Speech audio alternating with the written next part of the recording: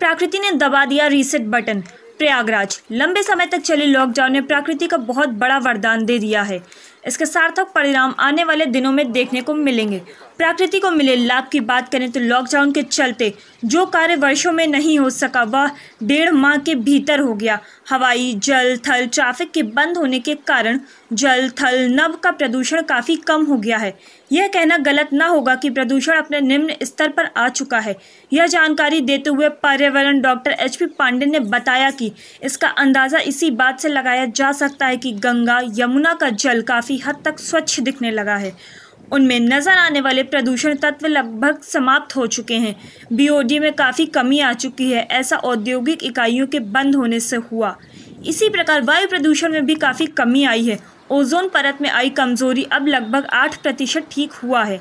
वायुमंडल में sulphur oxide, monoxide, nitrogen dioxide अपने निम्न स्तर पर आ चुके हैं। ऐसे में वायु काफ़ी शुद्ध हो चुकी है।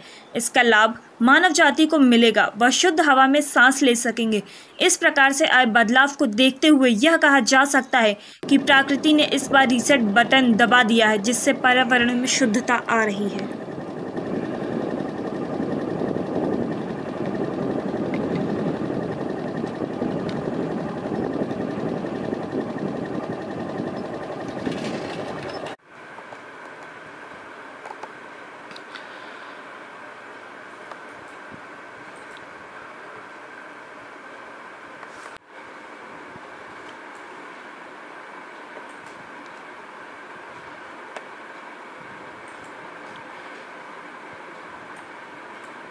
हाल है इस लॉकडाउन के जरिए जो हमारी नदियां हैं, जिन्हें हम आप समझिए कि सदियों से और दशकों से सही नहीं कर पा रहे थे, इस लॉकडाउन ने ऑटोमेटिकली उनको सही कर दिया है।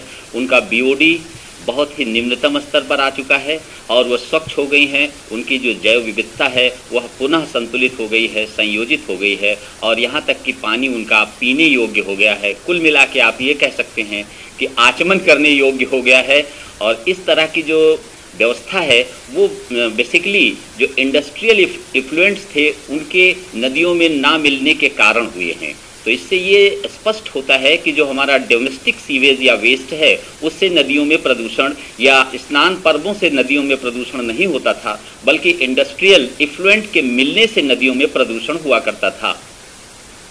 वायु प्रदूषण की बात करते हैं तो इस लॉकडाउन की वजह से वायु प्रदूषण अपने निम्नतम स्तर पर पहुंच गया है। सल्फर के ऑक्साइड्स, नाइट्रोजन के ऑक्साइड, ओजोन और यही नहीं कार्बन मोनोऑक्साइड्स ये अपने निम्नतम स्तर पर आ चुके हैं। पिछले 20 सालों के अपने निम्नतम स्तर पर आ चुके हैं। इसका प्रभाव ये होगा कि जो हमारी सांस लेने की जो वो है वायु है, जिसे हम प्राणवायु कहते हैं, यह प्राणवायु हमको अब सही मिलेगी और आने वाले दिनों में हमारा जो स्वास्थ्य है वह और भी अच्छा होगा। हमारी प्रतिरोधक क्षमता बढ़ेगी और आने वाले किसी भी रोग। बायोडाइवर्सिटी का किस तरीके से प्रभाव पड़ रहा है और इससे क्या लाभ है? देखिए, जैव विविधता इससे बहुत ही अच्छी हुई है और बेसिकली अगर हम देखें तो पक्षियों की जैव विविधता, कीट पतंगों की जैव विविधता, सरीसृप वर्ग या रेप्टाइल्स की जैव विविधता, मछलियों की जैव विविधता, इन पर इसका बहुत ही सकारात्मक परिणाम हुआ है। अगर आप पक्षियों को देखें तो जो पक्षी दिखाई नहीं पड़ रहे थे, खास करके वल्चर या गिद्ध, वो ऐसे लग रहा था कि भारत से चले जा चुके हैं और उनकी जो संख्या है वो केवल अगर आप देखें बुंदेलखंड में तो बुंदेलखंड में 103% बढ़ गई है। ये हमारे अपमार्जक हैं जो हमारी सड़ी गली चीज़ों को खा करके और पर्यावरण को संतुलित करते हैं। इनकी संख्या का बढ़ना एक बहुत ही उपयोगी पर्यावरण के लिए हुआ है।